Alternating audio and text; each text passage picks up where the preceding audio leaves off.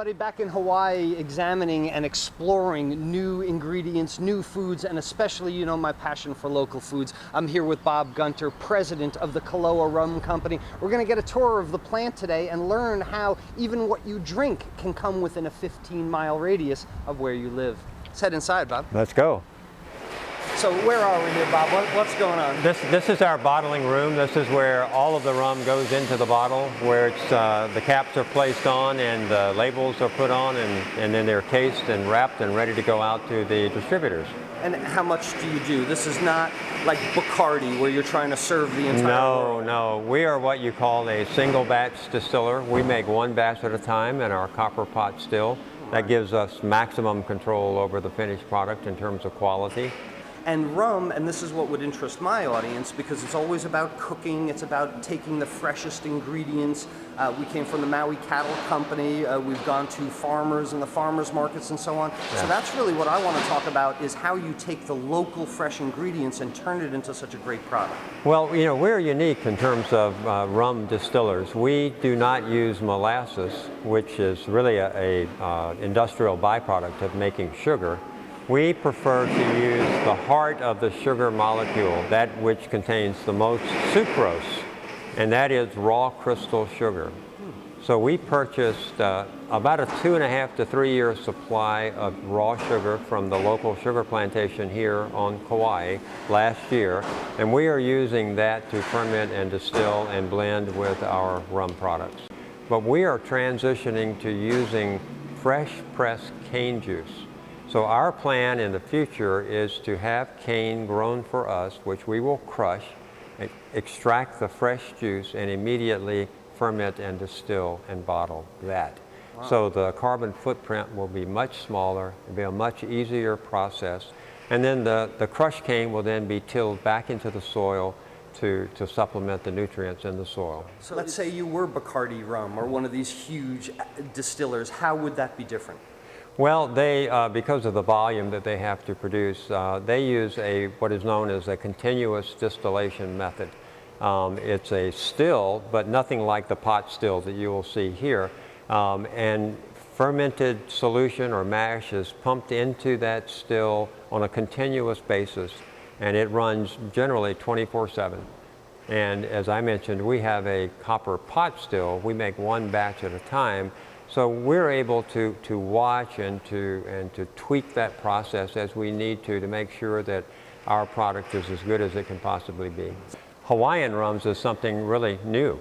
We tell people that there are 3 things that make our rum distinctively different. It's the quality of the sugarcane that's grown here, some of the best in the world, the purity and good tasting water that we have. Again, this is the most remote place on earth, 3,000 miles from anywhere, pure rainwater, and our solid copper pot still, which we make one batch at a time. Those 3 characteristics enable us to make a rum that is certainly very premium and distinctively different from rums you'll find made anywhere else. But we take rum directly from the still at a high proof and put it in one of these storage tanks, blending tanks, and then we add the water or any other ingredients depending on the type of product that we're making at the time, and we blend it, we bring it down to bottle strength, and then we transfer it over to our filling station here and actually begin the process of filling the bottles.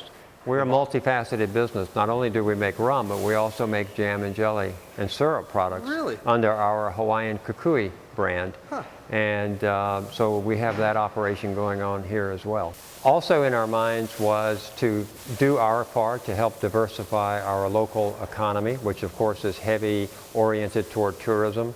We can grow anything here, and so we felt that if we could make a viable business model using locally grown agricultural products, that would be good for the island as a whole.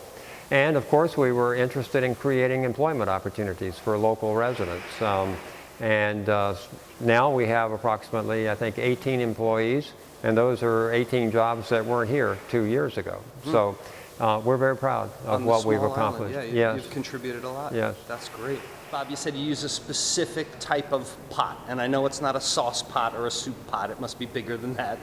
This is it here? This is it. This is what we call our crown jewel. It's a solid copper pot still. The capacity is 1,210 gallons, and it's actually a hybrid copper pot still. It has a column on top, which has 7 plates in it. And what that does, that column allows us to distill our product at a higher proof so that it's more smooth and it has a cleaner, more refined taste to it.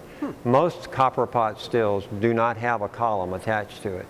And so that gives us a leg up in terms of producing a higher quality distillate.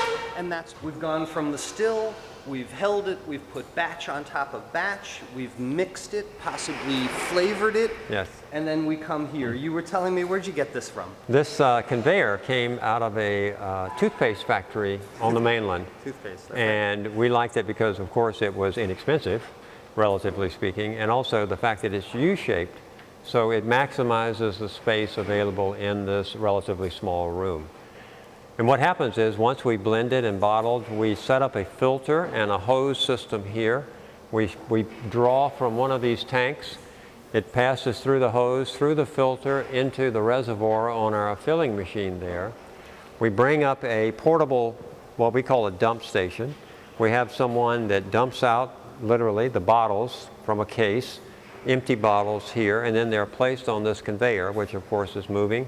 And the bottles travel down to the filling point there, and that's an 8-head inline filler, so it will fill 8 bottles at a time. And it is rated to fill 56 bottles a minute. Once the bottles are filled to the prescribed height and amount, they travel down the conveyor to the capping station, where caps are automatically put on and spun and tightened into place. Then they pass down through a heat tunnel where a shrink sleeve is placed over the cap, primarily for decorative purposes, and then down to the labeling station, which is usually mounted on this table down here. It's not here at the moment, but that's where the labeling takes place.